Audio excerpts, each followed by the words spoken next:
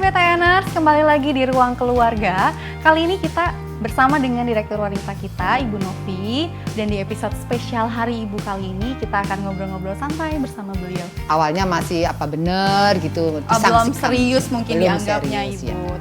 Tapi aku setuju sama Ibu, kalau cowok pintar itu lebih ganteng daripada cowok ganteng. Kamu cowok ganteng. Diketawain. Ruang Keluarga Indonesia, ciptakan ruang untuk bersantai. Apapun masalahmu, semua keluh kesahmu, obrolin aja di Ruang Keluarga. Halo Ibu Novi. Ya Mbak. Apa kabarnya Ayo. Ibu? Baik Mbak, baik. Oke, nah sekarang kita mau sedikit tanya-tanya sama Ibu, ngobrol-ngobrol santai sedikit boleh kan Bu ya? Boleh Mbak. Oke, nah gini Bu, pertanyaan pertama nih Bu. Ibu udah berapa tahun sih Bu kerja di BTN? Sudah lama Mbak Ayu, dari tahun 93. 93 berarti sudah 27 tahun. Luar biasa, sudah mengabdi di Bank BTN ini Udah tua ya. 27 tahun. Tua di BTN nih. Enggak Ibu, Ibu masih terlihat seperti milenial. Amin amin. Nah, 27 tahun mengabdi di Bank BTN. Iya. Nah, boleh nggak sih Bu diceritain sedikit aja pengalaman Ibu Novi dari mulai tahun 93 sampai dengan sekarang Ibu menjadi direktur itu gimana Bu? Tahun 93 itu saya masuk BTN melalui jalur yang namanya ODP. ODP 6, waktu itu penerimaan ODP 6. Masih 6 ya Bu ya? Masih 6. 93 itu penempatan pertama di cabang Harmoni. Langsung di Jakarta ya Ibu Di ya? Harmoni. Itu pertama kali analis konsumer. Analis kredit konsumer. Mewawancara nasabah-nasabah yang mau ambil KPR. Diwawancara itu. Tapi nggak lama di Harmoni Mbak. Di Harmoni hanya 8 bulan sudah ditarik ke kantor pusat. Jadi analis tapi bukan konsumer lagi. Analis komersial. Udah beda job desk-nya ya Bu ya? Job desk-nya beda. Nah ini bukan hanya ngurusin KPR tapi ngurusin kredit konstruksi. Jadi analisnya di kantor pusat. Baru promosi jadi kan sekitar 3 tahun 8 bulan promosi jadi kepala seksi di cabang Bekasi. Oh, ke cabang Bekasi abis itu beralihnya ya Bu ya? Masih Jabodetabek. Masih dekat. Masih dekat Jabodetabek. Kemudian di Bekasi itu cukup lama Mbak. Keliling sampai sekitar hampir 9 tahun Mbak. Oh, lumayan lama berarti Bu ya di Bekasi. Tapi dari berbagai seksi ya namanya dulu seksi. Kan kepala seksi unit teller. Kerjanya mungkin Ibu ya. Dulu namanya Pindah-pindah. kepala seksi teller service kan. Nah di Okay. situ agak kaget juga Mbak.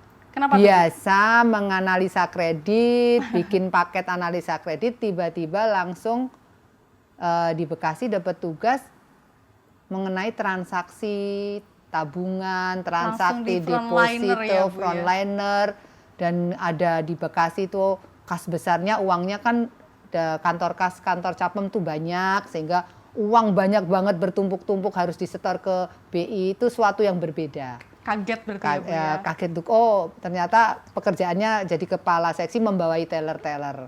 Nah tapi seru juga, itu dinikmati juga, keliling-keliling di kantor kas, di loan service, loan admin.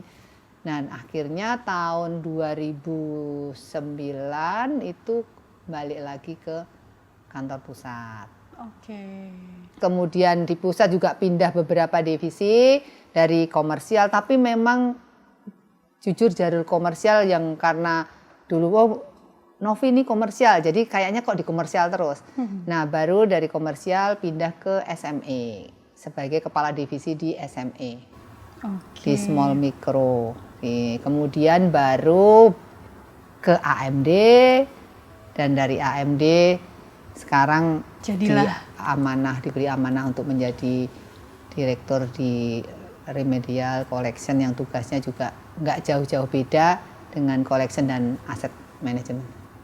Itu Mbak Ayu. Gitu Bu ya. Jadi 27 tahun. 27 tahun itu sempat mencoba pekerjaan yang berbeda-beda Berbeda-beda, ya, yang bervariasi di cabang Bekasi itu. Di cabang Bekasi dari itu teller ya, Bu, service, kepala kantor kas, kepala KCP, 3 KCP, pindah-pindah KCP Cibinong ya, itu itu yang melengkapi. Jadi semakin banyak pengalamannya ya Ibu ya, Pengalaman, karena iya. dipindah-pindah terus itu ya. Iya, iya. Nah, kita udah lihat nih Bu, lika-liku Ibu 27 tahun di Bank BTN Iya. gitu. Boleh nggak sih Bu sedikit kita tanya lagi nih sama Ibu, lika-liku tentang percintaan Ibu. Wow.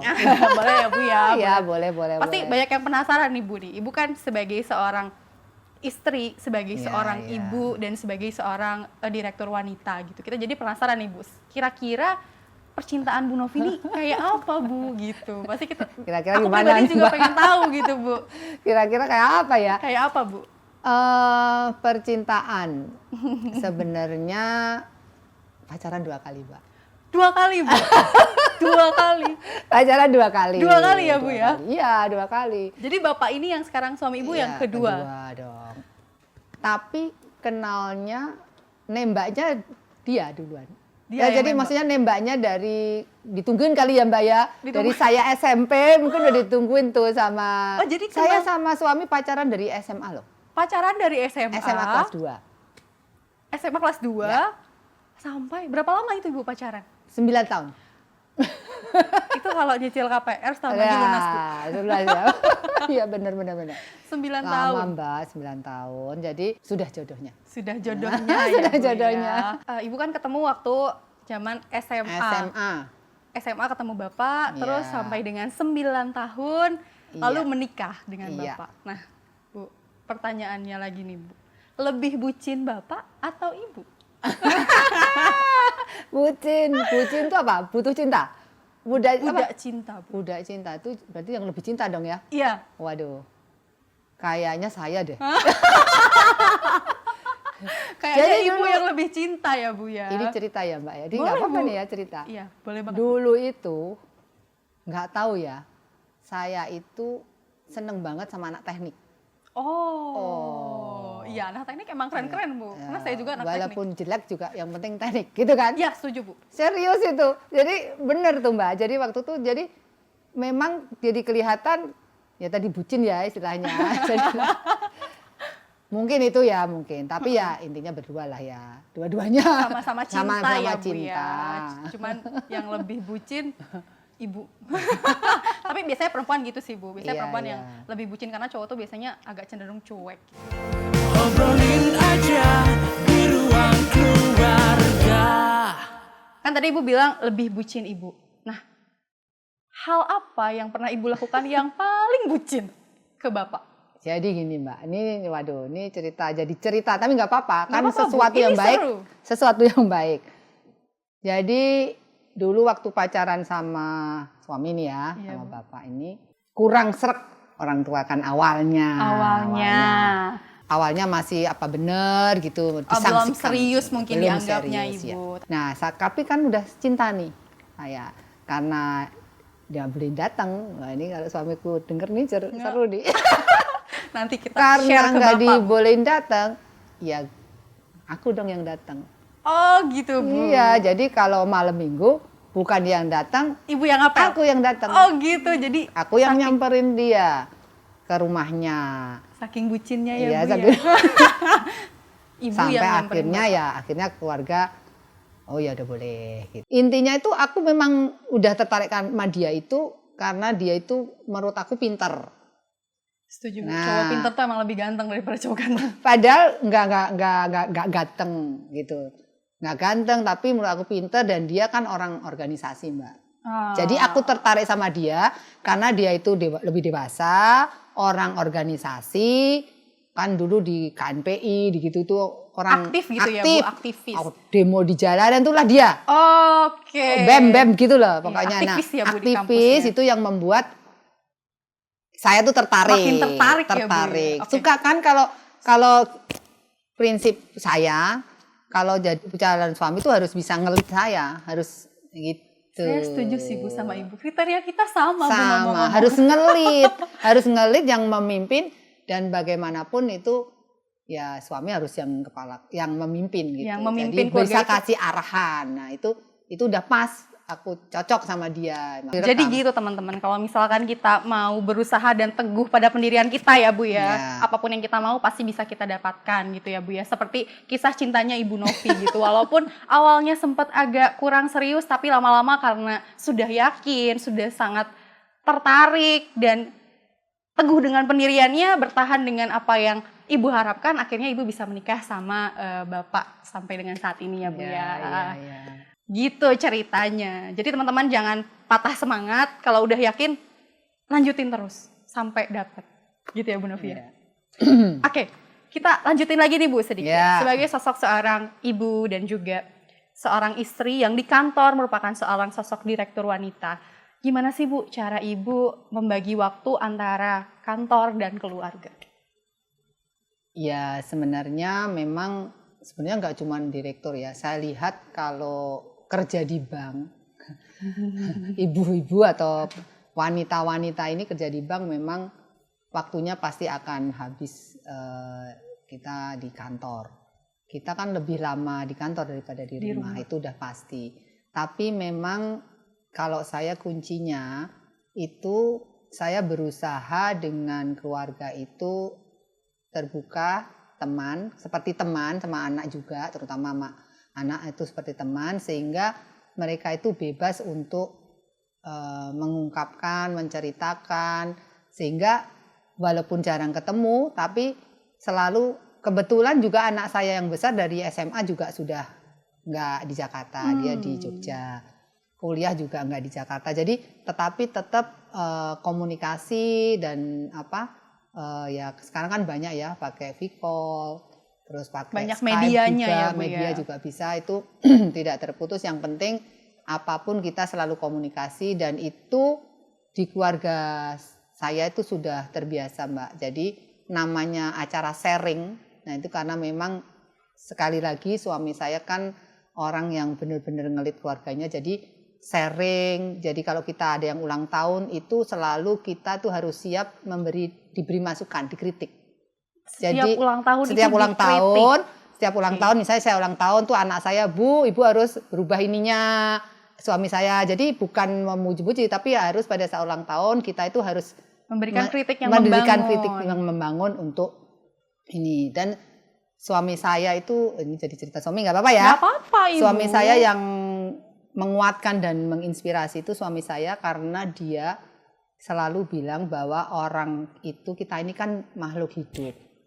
Makhluk hidup, nah ini tertanam ke anak-anak juga. Makhluk hidup itu bukan benda mati kan. Nah bedanya makhluk hidup dengan benda mati itu apa?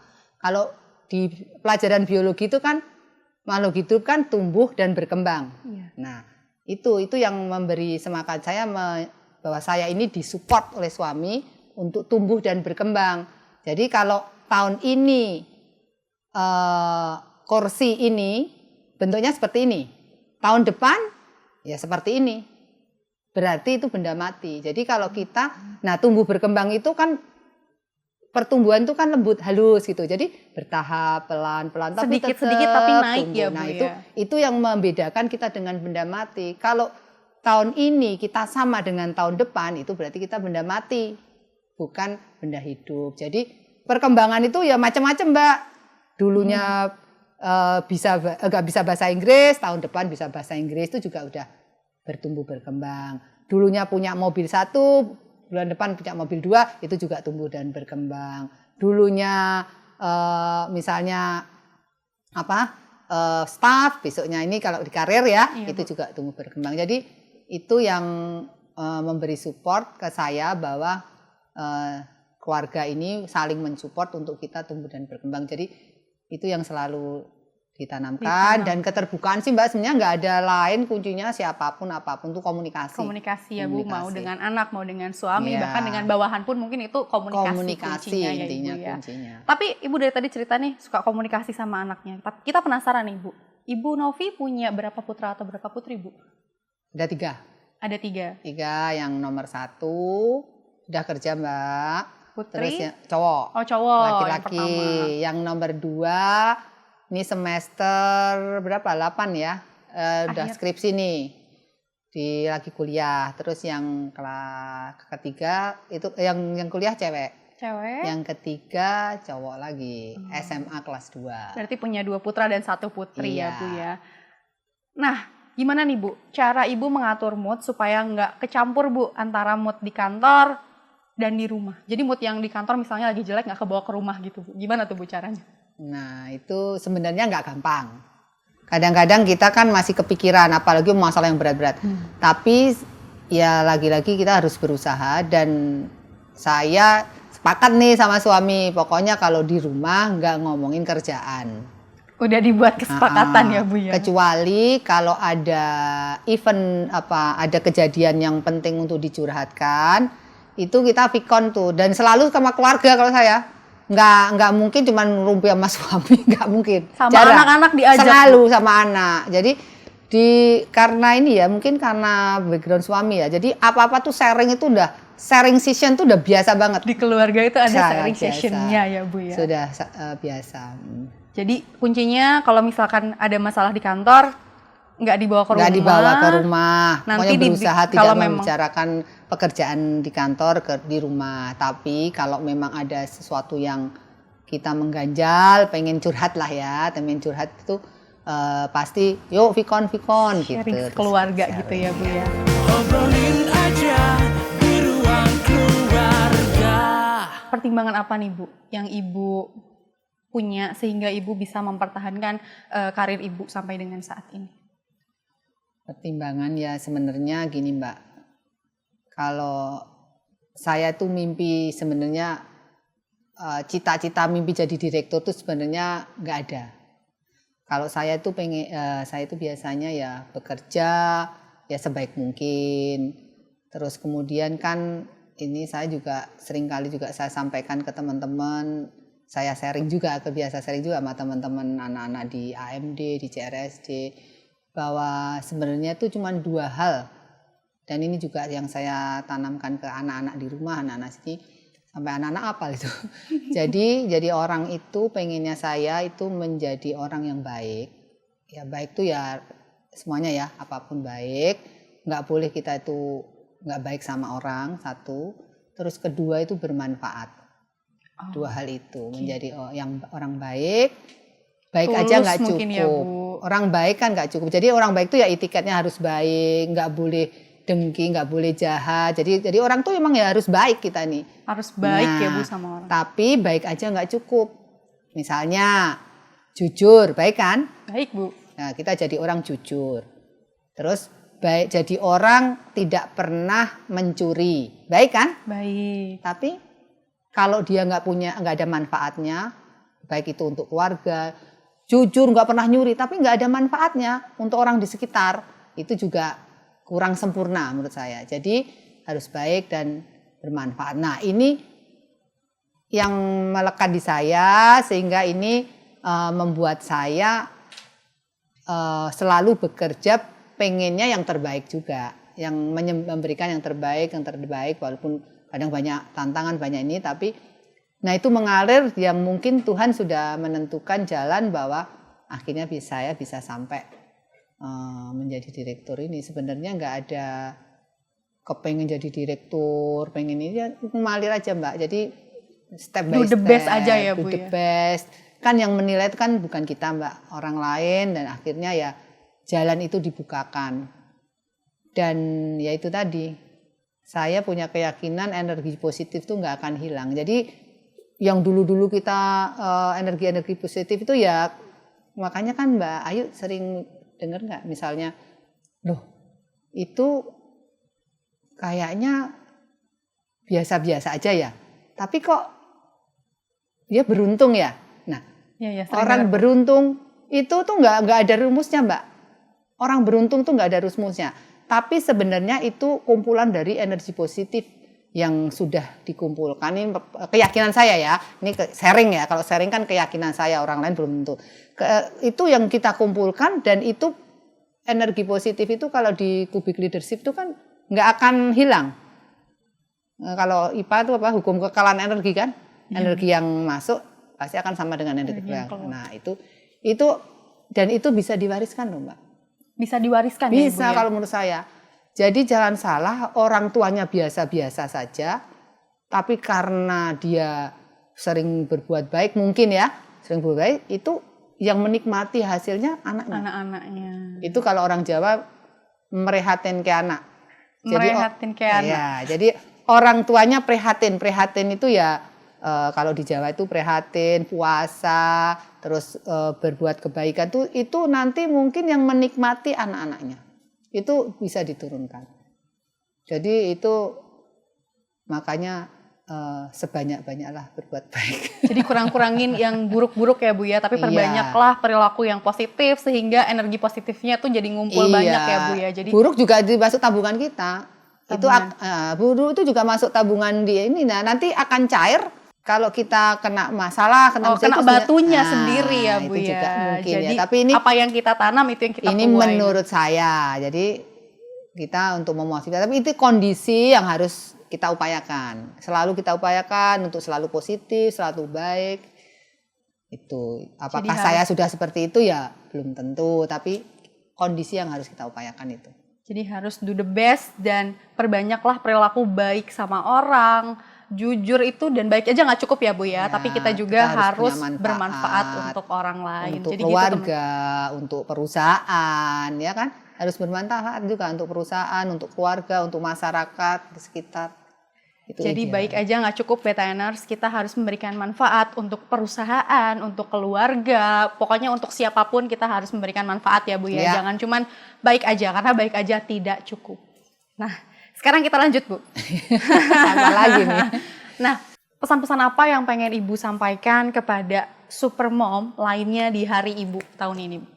Kepada supermom. Ya, Pesannya itu cuma satu. apa tuh Bu?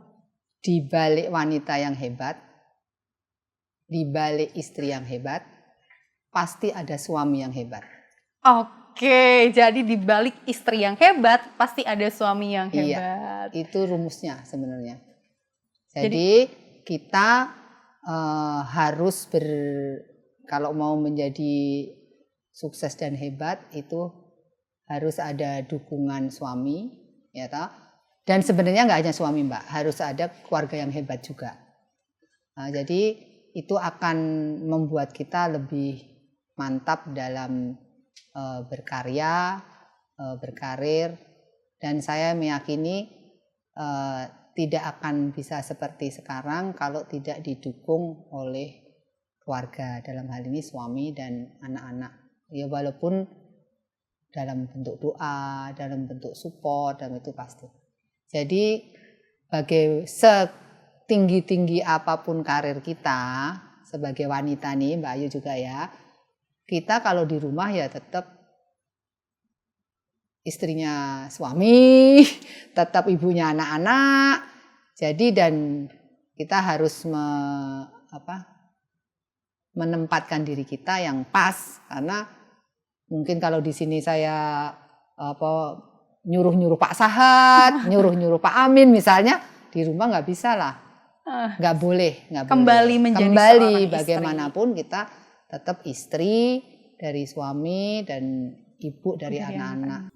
Oke, Itu. jadi BTNers, pesan dari Bu Novi, di balik wanita yang hebat ada keluarga yang hebat ya Bu ya. Iya, Jadi betul. saling mendukung, saling mensupport itu penting ya Bu ya. Iya betul. Sampai Ibu ada di posisi sekarang berkat dukungan dan restu dari keluarga yang hebat Keluarga ya Bu juga. Novi ya, luar biasa. Bu, ini kita ada kue untuk simbolis merayakan Hari Ibu. Oke, ini kue selamat Hari Ibu untuk seluruh BTNers yang diwakilkan kepada Ibu Novi. Oke, Ini, terima Bu. kasih. Terima kasih BTNer semuanya. Sukses dan semangat untuk ibu-ibu muda maupun ibu-ibu yang berkarya di Bank BTN ini. Sukses selalu ya Sukses Ibu selalu. ya. Terima kasih, selamat Hari Ibu untuk wanita-wanita hebat Bank BTN. Terima kasih Ibu Novi. Ya, makasih Mbak Ayu. Iya, Ibu ini merepresentasikan bahwa perempuan itu tidak hanya harus diam dan duduk di rumah, bahwa seorang ibu itu nggak cuma harus menjadi ibu, nggak cuma harus menjadi seorang istri, tapi bisa juga berkarir di perusahaan, bahkan menjadi seorang direktur ya Ibu ya. Iya. Jadi kita mau makan kue dulu. Sekian untuk Ruang Keluarga hari ini. Sampai ketemu di Ruang Keluarga selanjutnya. See you.